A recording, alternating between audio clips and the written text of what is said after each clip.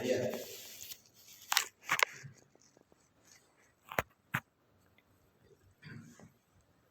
Terlalu dingin jadi apa-apa itu. Nanti boleh, nanti bisa kita turunkan lagi gitu. Tahu semuanya? Insyaallah. بسم الله نروي لكم قصة هذا الخلق. خلق الله الإنسان وخلق السماوات والأرض وما فيهن ومن فيهن. Bapak Ibu semua, sebagaimana yang telah dijelaskan barusan bahwa kita akan mengetahui kisah penciptaan alam semesta oleh bapak-bapak di sebelah kiri. سبحان الله عما يشركون. هو الله الخالق البارئ المصور له الأسماء الحسنى يسبح له ما في السماوات والأرض وهو العزيز الحكيم. Dan dialah Allah Subhanahu wa Ta'ala yang maha perkasa lagi maha bijaksana menciptakan alam semesta dan apa yang ada di dalamnya. Setelah ini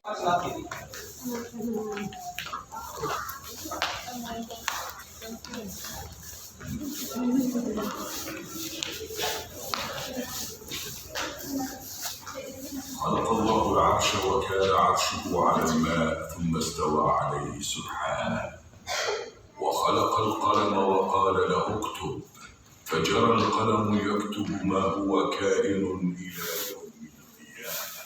jemaah sekalian, الله سبع سماوات. Allah Ta'ala ciptakan arsy, kemudian ciptakan pena dan menyuruh pena menulis segala sesuatu kejadian sampai dengan hari kiamat. Kemudian Allah Ta'ala ciptakan langit yang bertingkat-tingkat dan apa yang ada di dalamnya Allah hadirkan. Kemudian Allah Ta'ala ciptakan bumi dihamarkan dengan luas. Di dalamnya terdapat gunung-gunung yang menjulang tinggi, sungai-sungai mengalir air di dalamnya, hewan, tumbuhan, semuanya Allah berikan rezeki sesuai dengan takarannya masing-masing. Kemudian Allah Ta'ala ciptakan malaikat dari cahaya yang jumlahnya tak terkira, Bapak Ibu, banyak sekali. Sampai-sampai tidaklah di alam semesta ini kecuali ada malaikat yang menyimpan sayap-sayap mereka, bertasbih, bertahmid, memuji Allah dan tak pernah membangkang perintahnya.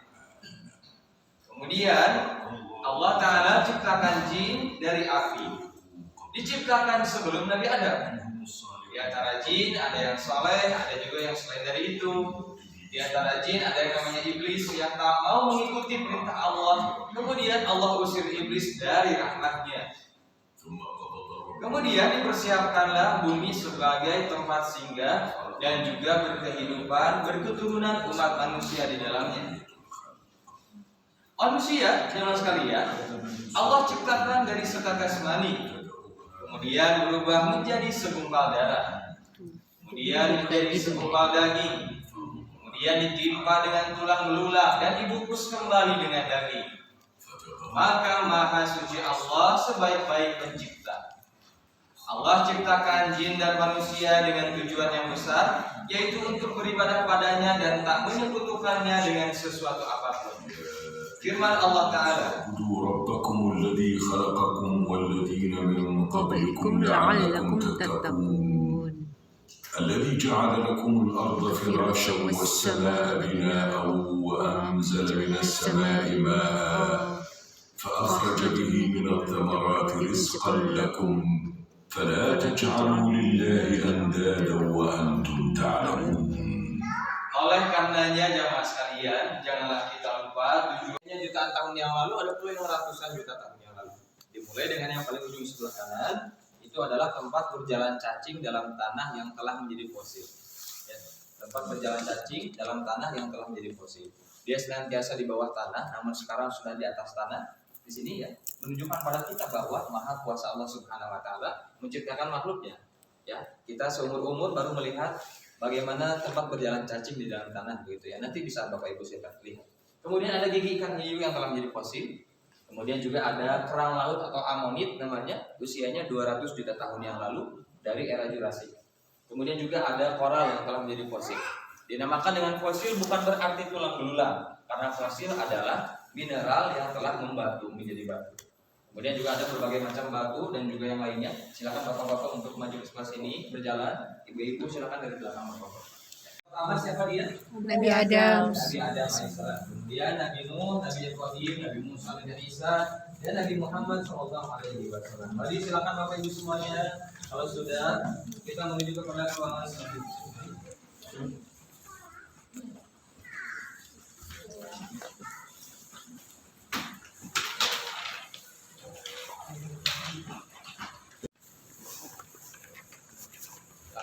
Sana, ibu di sebelah sini teman-teman ya. Kita akan mulai kisah Nabi Adam alaihissalam.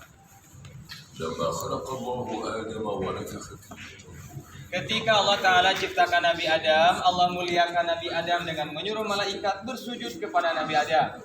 Semua bersujud kecuali satu, yaitu iblis. Kemudian Allah usir iblis dari surga dan rahmatnya, dan menempatkan Nabi Adam di dalam surga bersama dengan istrinya, menikmati segala sesuatu kecuali satu pohon tak boleh didekati.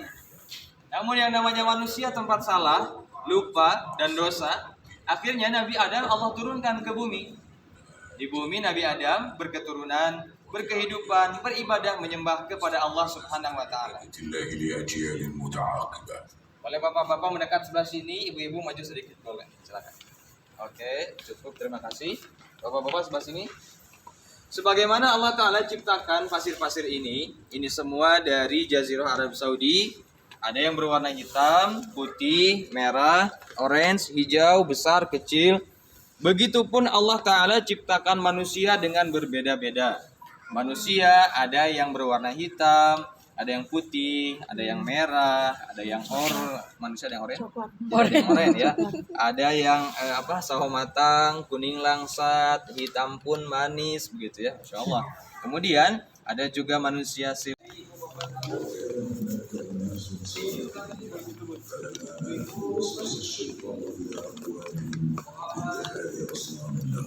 ثم زين الشيطان لمن بعدهم عبادة تلك الأصنام من دون الله بعث الله نوحا عليه السلام لقومه ليدعوهم إلى عبادة الله وحده. Bapak Ibu semuanya, jarak antara Nabi Adam dan Nabi Nuh adalah lebih dari 1000 tahun. Kemudian kesyirikan pertama terjadi di masa Nabi Nuh. Ada orang-orang soleh yang meninggal dunia, kemudian manusia membuat patung untuk mengingat kebaikan mereka. Namun generasi ke generasi manusia disesatkan oleh syaitan. Akhirnya patung itu malah disembah dan diibadahi. Diutuslah Nabi Nuh pada kaum ini, namun mereka tak mau mengikuti, hanya sedikit saja. Diperintahkan pada Nabi Nuh untuk membuat perahu dan memasukkan beberapa pasangan makhluk ke dalamnya bersama dengan orang beriman. Nah, dan terjadilah janji Allah Ta'ala. Apa itu? Hujan yang besar, air diturunkan dari langit, kemudian air dikeluarkan dari dalam bumi, terjadilah banjir yang menenggelamkan seluruh bumi, membinasakan orang yang ingkar tak mau beriman pada Allah Ta'ala. Binasalah mereka dan selamatlah orang beriman bersama dengan Nabi Nuh alaihissalam di dalam perahu, dan terdamparlah perahu Nabi Nuh di sebuah bukit namanya Bukit Judi. Bukit Judi, jemaah sekalian, ada yang mengatakan di Irak, ada yang mengatakan di Turki. Allahu a'lam bishawab, mana yang lebih betul ya. Namun yang menjadi fokus kita adalah barang siapa yang tak mau beriman pada Allah setelah diutus Nabi ke tengah mereka, maka Allah Ta'ala akan binasakan kaum itu sebagaimana terjadi kepada kaum Nabi Nuh alaihissalam. Allah binasakan yang ingkar di antara mereka. Yang beriman, Allah selamatkan bersama dengan Nabi Nuh alaihissalam. Kemudian estafet dakwah dilanjutkan oleh Nabi Idris, Nabi Hud, Nabi Saleh. Semua mengajak manusia beriman pada Allah Ta'ala di atas dunia. Kemudian setelah Nabi Nuh ada kisah bapak para nabi. Siapa dia? Nabi Ibrahim alaihissalam. Bapak-bapak di ujung sebelah kanan. Bapak di ujung sebelah kanan. Ibu-ibu di depan saya. Ada layar sebelah sini. Ya, ibu-ibu sebelah sini. تعاقبت الأمم بعد نوح عليه السلام وكانوا كلما ظهر الشرك أرسل الله رسله حتى دب الشرك من جديد وانتشرت عبادة الكواكب والأوثان فاصطفى الله من بين رسله إبراهيم عليه السلام. Jemaah sekalian, setiap kali ada kesyirikan pada sebuah kaum, maka Allah akan utus nabi ke tengah mereka. Begitupun dengan Nabi Ibrahim alaihissalam. Allah utus kepada kaumnya yang menyembah berhala. Sudah dengan ucapan Nabi Ibrahim berdakwah, namun mereka tak mau mengikuti. Akhirnya mengambil tindakan menghancurkan berhala-berhala yang disembah dan menyisakan satu yang paling besar agar mereka berpikir. Namun bukannya berpikir, mereka malah marah kepada Nabi Ibrahim dan melemparkannya ke dalam api membakarnya. Namun Allah selamatkan Nabi Ibrahim dan menjadikan api itu dingin. Selamatlah Nabi Ibrahim. Namun tetap mereka tak mau beriman walaupun sudah melihat mukjizat yang nyata. Kemudian berhijrahlah Nabi Ibrahim bersama keluarganya ke daerah Syam. Namun singgah di tempat yang tandus, gersang, kering, yang kita kenal sekarang dengan nama Makkah Al-Mukarramah. Dan di sini pun terdapat sumber air yang tak pernah habis. Apa itu? Zam-zam. Dan di sini pun dibangun kehidupan dan peradaban, dan dibangun kembali Ka'bah oleh Nabi Ibrahim dan Nabi Ismail. Dan manusia condong selalu hatinya untuk mengunjungi tempat ini. واستمرت قصة الخلق. Jemaah sekalian, tahukah bahwa ini pun adalah doa Nabi Ibrahim yang Allah kabulkan? Apa doanya? Ya Allah, jadikanlah hati manusia condong selalu untuk mengunjungi tempat ini. Akhirnya kita lihat sekarang, manusia kalau sudah, kaum muslimin ya, kalau sudah berkunjung sekali ke Mekah dan Madinah, mereka ingin 2 kali. Betul Bapak Ibu? Kalau sudah 2 kali ingin 2 kali, sudah 3 kali ingin ya 4 kali, berkali-kali begitu ya, malah ingin tinggal di Mekah dan Madinah. Insya Allah, amin. Kami doakan semuanya, moga-moga Bapak Ibu Amin. semua Allah berikan rezeki bisa mengunjungi Mekah Amin. Madinah berkali-kali dalam hidupnya, atau tinggal di Mekah dan Madinah, insya Allah. Amin ya rabbal alamin. Kemudian setelah ibu-ibu boleh di ujung sebelah sana, silakan ibu-ibu. Kemudian kita masuk menuju pada kisah Nabi Musa alaihissalam. Kita lihat bersama-sama. Disebut sebagai kalimullah atau orang yang diajak bicara oleh Allah Subhanahu wa taala. Silakan ibu-ibu sebelah sana, masih kosong. Boleh? Boleh duduk Bapak Ibu semuanya, silakan. Bapak-bapak boleh duduk sebelah sana. Masih kosong, silakan. Boleh. Ini adalah momen ketika Fir'aun ya, berlaku sewenang-wenang menyiksa anak kecil dan juga membunuh mereka. Dan ini adalah ketika momen Nabi Musa kembali dari tempat pelariannya, yaitu kota Madian. Bertahun-tahun di sana, kemudian pulang ke Mesir dan diperintahkan oleh Allah untuk berdakwah pada Fir'aun. Datanglah Nabi Musa bersama dengan saudaranya, yaitu Nabi Harun, berdakwah kepada Fir'aun dengan membawa mukjizat sebuah tongkat yang bisa berubah menjadi seekor ular. Namun Fir'aun malah menuduh Nabi Musa sebagai penyihir dan mendatangkan para penyihir untuk melawan Nabi Musa. Tibalah masa mereka berduel. Para penyihir melemparkan tali temali dan juga tongkat-tongkatnya, berubahlah menjadi ular yang lincah, yang ganas. Namun tiba giliran Nabi Musa alaihissalam melemparkan tongkat atas izin Allah, berubahlah menjadi ular yang besar dan memakan semua ular-ular para penyihir. Para penyihir melihat ini mengetahui bahwa ini bukanlah sihir, beda, ini adalah mukjizat dari Allah Ta'ala.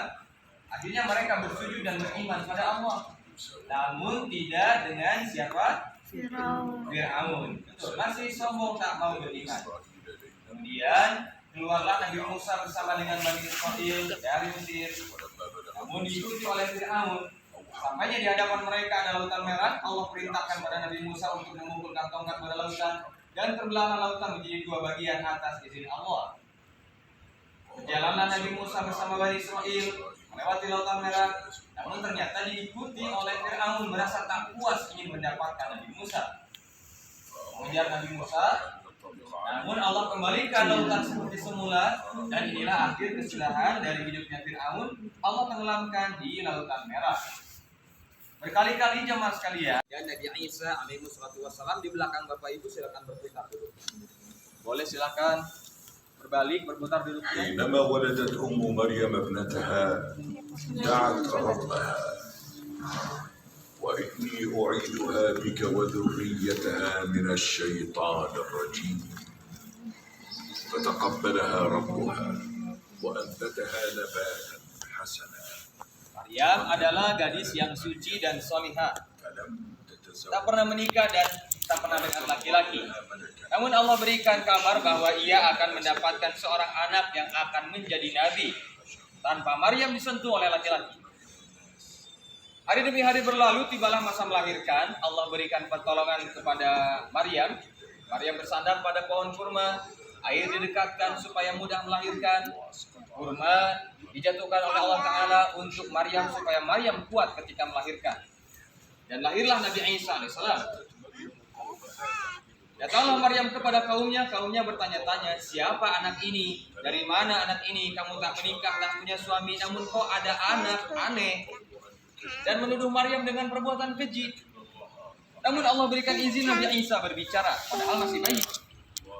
Aku adalah hamba Allah, aku diberikan Injil, dan aku akan menjadi seorang nabi.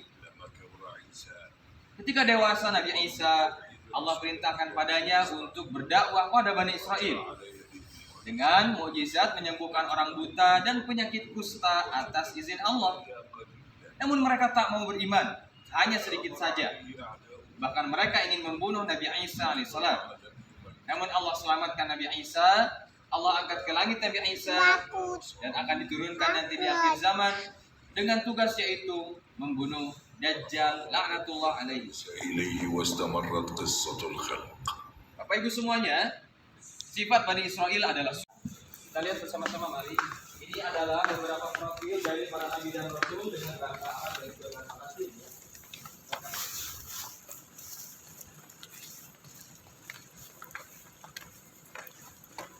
Baiklah, ini adalah replika dari Gua Hira, Nabi dari bawah yang pertama di Gua Hira, replika kecilnya ya. Silakan langsung lagi di sebelah sini. Ibu-ibu mari sebelah sini. Bapak-bapak di sebelah sini. Silakan, boleh bisa. Ya. Bapak-bapak di sebelah sini silakan. شرك لأهلها إلى أن ولد النبي الخاتم محمد صلى الله عليه وسلم وسطع من مكة نور أضاء الدنيا نشأ صلى الله عليه وسلم يتيما Nabi Shallallahu Alaihi Wasallam memang dari kecil sudah yatim dan kepengurusan dipindahkan kepada kakeknya dan juga kepada pamannya. Hidup dalam sifat amanah, jujur, dan tak pernah menyembah berhala sedari kecil.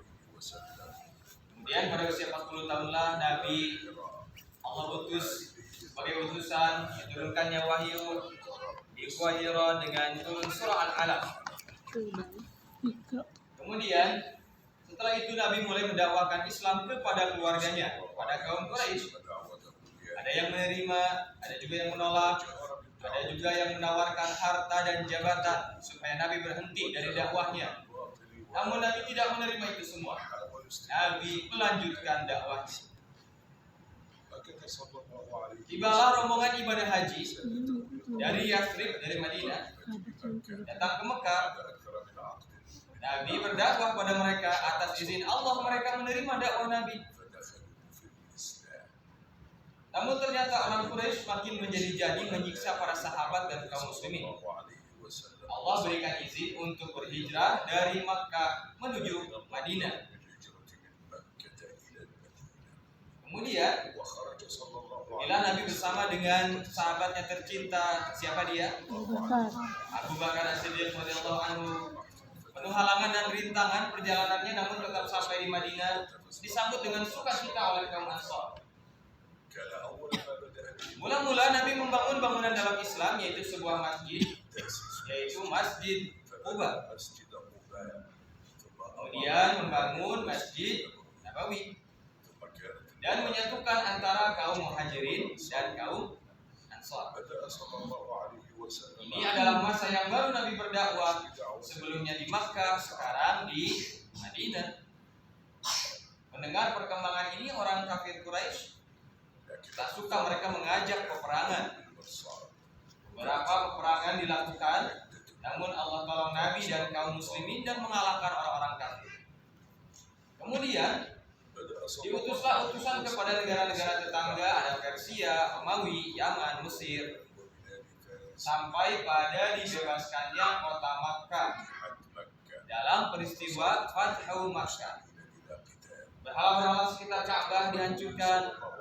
Kemudian orang-orangnya, penduduknya, kabilah-kabilah sekitar Ka'bah di Mekah, mereka masuk ke dalam Islam berjamaah berbondong-bondong. 23 tahun Nabi berdakwah dari Makkah menuju Madinah. 63 tahun Nabi berusia. Semua usia, waktu dan tenaganya Nabi curahkan untuk menyebarkan Islam kepada seluruh alam. Sampai kepada kita sekarang, jemaah sekalian. Bapak dan Ibu sekarang mendapatkan hidayah dari Allah, mendapatkan petunjuk dari Allah. Bahkan kita sekarang bisa datang ke Mekah dan Madinah. Di antaranya wasilah dari Nabi kita tercinta, Nabi Muhammad Sallallahu Alaihi Wasallam. Maka patutlah kita bersalawat pada Nabi. Allahumma sholli ala Muhammad wasallam. Nabi tak meninggalkan harta warisan yang banyak atau gunung emas yang besar. Namun Nabi meninggalkan dua kunci keselamatan hidup, dunia, dan akhirat. Apa saja itu? Al-Quran dan hadis atau sunnah. Oleh karenanya pegang erat dua kunci itu, insya Allah hidup kita pasti akan selamat dunia dan akhirat. Amin. Kemudian Bapak Ibu silakan untuk melihat sebelah sini. Ini adalah salinan mushaf Utsmani. Oke, silakan. Yang ditulis dengan khatku fil qadim. Disebut salinan berarti dia bukan asli, yang aslinya ada di Museum Topkapi di Turki.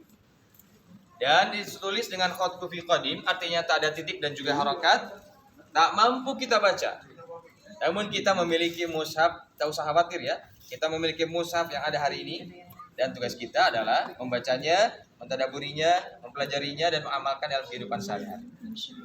Kemudian, wafat Nabi adalah tanda pertama hari kiamat. Kita akan lihat bersama-sama gambaran dari bidas. Ini adalah kali ketiga ditiup sangkakala oleh malaikat Israfil atas izin Allah. Dan manusia keluarlah dari tubuhnya masing-masing, berjalan menghadap kepada Allah Subhanahu wa Ta'ala untuk dihisab dan diberikan balasan atas semua yang mereka kerjakan.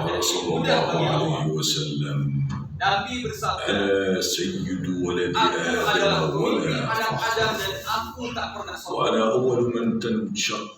Aku adalah orang yang pertama dibukakan kubur pada hari kiamat dan aku tak pernah sombong. Aku adalah orang yang pertama mendapatkan syafaat dan memberikan syafaat dan aku tak pernah sombong. Aku adalah orang yang memegang panji pujian pada hari kiamat dan aku tak pernah sombong. Bapak Ibu semuanya, Nabi dengan semua kelebihan yang Allah berikan padanya, namun Nabi tidak pernah sombong. Kita dengar barusan Nabi adalah orang yang pertama dibukakan kubur pada hari kiamat. Nabi pun adalah orang yang pertama mendapatkan syafaat, bahkan memberikannya pada orang lain, namun Nabi tidak pernah sombong. Dibandingkan dengan diri kita, siapalah diri kita Bapak Ibu? Kita adalah manusia yang kecil. Allah berikan kelebihan sedikit saja kepada kita dibandingkan dengan Nabi. Nabi banyak sekali. Namun kita manusia sombongnya luar biasa, minta ampun, Masya Allah. Diberikan ilmu sedikit, kita sombong. Diberikan harta sedikit, kita pun sombong. Ada nama dan jabatan yang kecil, kita pun jumawa merasa sombong luar biasa. Padahal kita akan dibangkitkan dari dalam kubur dalam keadaan takut dan khawatir. Ya Allah, apa yang akan kami dapati ya Allah? Apakah derita, sengsara, ataukah bahagia, sukacita? Kami tak tahu ya Allah. Kemudian manusia dikumpulkan di sebuah tanah yang lapang yang luas dinamakan dengan padang mahsyar. Terbilang jumlahnya banyak sekali. Mereka tak berpakaian, tak beralas kaki, menunggu dihisab di hadapan Allah dengan waktu yang lama. 50.000 tahun lamanya. 50.000 tahun kita berdiri menunggu dihisab di hadapan Allah, capek, lelah, pegal kita rasakan. Berjalan-jalan saja di sini mungkin kita rasakan capek dan pegal kaki. Namun di sana nanti 50.000 tahun kita menunggu. Tak ada yang bisa menolong, tak ada yang bisa memberikan pertolongan, tak bisa kita protes interupsi. Ya Allah, saya capek, ya Allah, tidak bisa. Dan tak ada yang bisa berkata-kata kecuali yang Allah izinkan. Dan tak ada pertolongan kecuali pertolongan Allah Subhanahu wa Ta'ala. Oleh karenanya, ya isilah sisa-sisa usia kita yang kita miliki sekarang dengan amal soleh. Karena hari-hari yang akan kita lalui nanti akan sangat panjang Bapak Ibu. Untuk menunggunya saja 50.000 tahun. Apalagi hidup berkekalan di destinasi terakhir kita, yaitu antara surga dan neraka. Na'udzubillah kita dari neraka. Itu akan sangat lama luar biasa. Tak ada ujungnya. Tak bisa kita pikirkan bagaimana hidup tak tak ada ujungnya, masya Allah.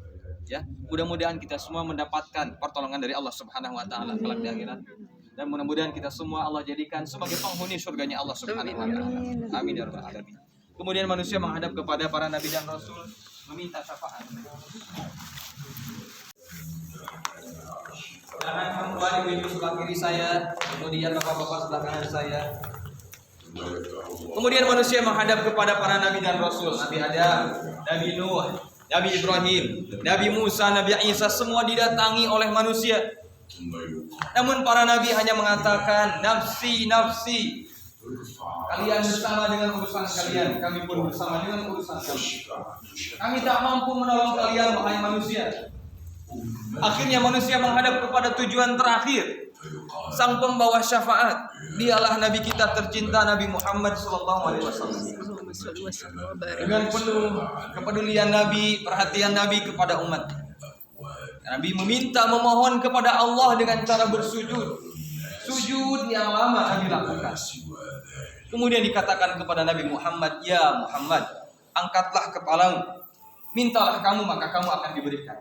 Mintalah syafaat kamu, maka kamu akan diberikan syafaat. Lantas Nabi SAW menjawab, mendapatkan tawaran demikian. Apa yang Nabi katakan? Nabi tidak mengatakan, ya Allah selamatkanlah anakku, istriku, ya Allah. Tidak. Tapi Nabi mengatakan, ya Allah selamatkanlah umatku, ya Allah. Umatku, ya Allah. Ringankanlah beban mereka, ya Allah. Mereka sedang merasakan beban luar biasa. Menunggu di hadapanmu 50.000 tahun lamanya. Pinta Nabi Muhammad SAW. Begitu Nabi sangat peduli kepada kita, sangat perhatian pada kita. Tak hanya di dunia, namun di akhirat pun Nabi senantiasa peduli kepada kita. Nabi adalah sosok yang bertanggung jawab kepada umatnya. Beruntung kita Bapak Ibu mendapatkan Nabi seperti Nabi Muhammad SAW. Beruntung kita sebagai umat Nabi Muhammad SAW yang sangat perhatian kepada umatnya. Maka oleh karenanya jangan putus harapan. Mudah-mudahan kita semua mendapatkan syafaat Nabi Muhammad SAW, dan mudah-mudahan kita semua Allah masukkan ke dalam surga bersama dengan Nabi Muhammad SAW. Allahumma sholli wa sallim ala nabiyina Muhammad SAW. Setelah syafaat Nabi, ada hari dihisab seluruh anak manusia. Hari ini semuanya oleh الملائكة حافين من حول العرش يسبحون بحمد ربهم وقضي بينهم بالحق وقيل الحمد لله رب العالمين. Jemaah sekalian yang dirahmati Allah, ini adalah momen ketika dihisab seluruh amalan manusia. Tak ada yang luput dari pertolongan Allah Subhanahu, dari perhitungan Allah Subhanahu wa taala. Semua amal kita yang baik, amal kita yang buruk, amal kita yang dulu pernah dikerjakan ataupun yang sekarang masih dilakukan, amal kita yang besar, yang kecil, semuanya akan ditimbang di hadapan Allah dan diberikan balasan. Bahkan amalan kita yang kita sembunyikan, Bapak Ibu, dan itu semua yang kita sembunyikan, rahasia kita dengan Allah Subhanahu wa taala, itu semua akan dibongkar di hadapan Allah dan diungkapkan di hadapan manusia. Tidak ada yang luput dari perhitungan Allah Ta'ala. Oleh karenanya, ketika itu diungkapkan, oh si fulan, kami mengetahui dia adalah orang yang biasa-biasa saja. Namun ternyata sekarang amal baiknya Masya Allah diungkapkan banyak sekali. Beruntunglah dia, bahagialah ia, karena amal baiknya diungkapkan di hadapan Allah, di hadapan manusia. Namun apa jadinya aib kita, keburukan kita, maksiat kita yang kita sembunyikan. Kita mengerjakan maksiat itu hari ini, jam ini, dengan siapa, ngapain, bagaimana, semuanya akan diungkapkan di hadapan Allah. Tidak bisa mengelak kita, tidak bisa menyangkal. Oh si fulan ini saya tahu dia adalah orang yang begini dan begini. Namun ternyata aibnya sekarang dibuka, semuanya dibongkar. Aibnya banyak sekali, keburukannya Masya Allah tak terbendung, maksiatnya menggunung tak terhitung, Masya Allah. Malulah dia Bapak Ibu, celakalah dia, binasalah dia. Maka Allah Ta'ala berfirman, فَمَنْ يَعْمَلْ مِثْقَالَ ذَرَّةٍ خَيْرًا يَرَهُ وَمَنْ يَعْمَلْ مِثْقَالَ ذَرَّةٍ شَرًّا يَرَهُ. Maka barang siapa mengerjakan amal kebaikan walaupun sebesar biji zarrah, maka Allah Ta'ala akan berikan balasannya dan orang itu pun akan melihat balasan itu. Dan barang siapa mengerjakan keburukan walaupun sebesar biji zarrah, maka Allah Ta'ala akan berikan balasannya dan orang itu pun akan melihat balasan itu. Jemaah sekalian, beruntunglah nikmat yang besar dari Allah Ta'ala. Sekarang Bapak Ibu bisa datang ke Mekah dan Madinah. Alhamdulillah. Syukur kepada Allah Subhanahu wa taala atas nikmat ini. Karena ini adalah impian dari berjuta-juta kaum muslimin di Indonesia. Mereka menunggu 1 tahun, 2 tahun, 3 tahun mengumpulkan uang, berharap bisa datang ke Mekah dan Madinah. Namun tak kunjung, ternyata Allah berikan kesempatan kepada mereka. Bahkan mereka ada yang meninggal terlebih dahulu sebelum sempat datang ke Mekah dan Madinah. Bisa jadi orang tua kita dahulu ataupun sanak saudara kita berencana ingin datang ke Mekah dan Madinah, namun ternyata meninggal terlebih dahulu. Tak sempat mereka datang ke sini. Namun sekarang pertanyaan besarnya adalah, coba kita pikirkan baik-baik dan tanamkan dalam hati bahwa kenapa Allah berikan kesempatan itu kepada kita sekarang, kepada bapak dan ibu sekarang bisa datang ke Mekah dan Madinah. Tanyakan kepada diri kita, ya Allah, apa ini ya Allah? Apa hikmah di balik ini semua ya Allah? Kenapa Engkau izinkan kami datang ke sini, ke Mekah dan Madinah, bersama dengan orang tercinta, dengan orang tua, dengan anak, dengan pasangan. Allah berikan izin pada kita untuk datang ke sini. Bisa jadi Bapak Ibu semua, Allah telah mempersiapkan kebaikan yang banyak untuk kita. Allah sedang mempersiapkan kebaikan yang banyak. Datangnya kita ke sini, mungkin Allah menginginkan kita akan lebih baik lagi hidup kita. Diri kita menjadi lebih soleh dan solehah lagi. Kehidupan kita, ibadah kita lebih semangat lagi pada Allah. Perbaiki semua apa yang telah kita lakukan kepada manusia. Kadang kita menzolimi mereka, kita melakukan kesalahan, kita melakukan menzolimi orang lain, pasangan kita khianati, orang tua kita lukai hati mereka, anak-anak kita lepas tanggung jawab dari mereka, bahkan saudara-saudara kita lukai hati mereka bahkan berpuluh-puluh tahun. Ya, mereka tak mau berjumpa dengan diri kita. Kenapa? Karena sakit hatinya, dilukai oleh diri kita. Kita melakukan itu semua, tapi Allah sekarang berikan kesempatan Bapak Ibu. Pergilah kamu ke Mekah dan Madinah, beribadahlah kamu di sana. Rasakan bagaimana nikmatnya beribadah pada Allah. Ketika bersujud di Mekah, di hadapan kita ada Ka'bah langsung. Kita bersujud, Masya Allah mencurahkan semua keluh kesah kita. Ya Allah, ujian saya begitu banyak ya Allah, berat ya Allah, cobaan ya Allah, tapi tak ada yang mampu menyelesaikan kecuali Engkau ya Allah. Bahkan saya pun datang ke tempat ini karena atas izin-Mu ya Allah, kehendak-Mu ya Allah. Begitu luar biasa Engkau berikan saya nikmat ya Allah. Sampai detik ini saya melakukan kesalahan, Engkau berikan kesempatan ya Allah. Saya melakukannya lagi, Engkau berikan kesempatan lagi ya Allah. Saya mengulangi-laginya lagi ya Allah, Engkau berikan kesempatan lagi ya Allah. Engkau maha baik ya Allah. Engkau memberikan semuanya kepada saya. Kasih sayang-Mu tak terkira ya Allah. Luar biasa nikmat, Masya Allah.